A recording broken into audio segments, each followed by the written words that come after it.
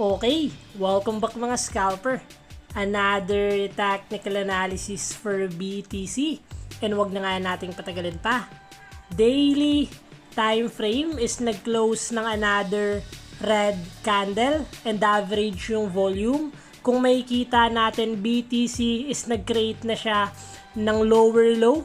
So another lower low for BTC after niyang basagin yung support area natin. Kung makikita natin, nagkaroon pa tayo ng retest and then na-reject. Currently, BTC is creating another lower high. So what we expect sa ganitong scenario, the moment ma-reject ulit yung BTC sa resistance natin and to create another low, possible continuation lang to ng downtrend momentum. But the moment na basagin ni BTC yung resistance area natin, possible magkaroon tayo ng uptrend and possible magkaroon ulit tayo ng retest dito sa another resistance area natin. So we will always wait na lang sa magiging reaction ni BTC kung magkakaroon ba tayo ng rejection sa resistance to continue yung downtrend, or the moment na basagin niya, possible na magkaroon tayo ng uptrend momentum.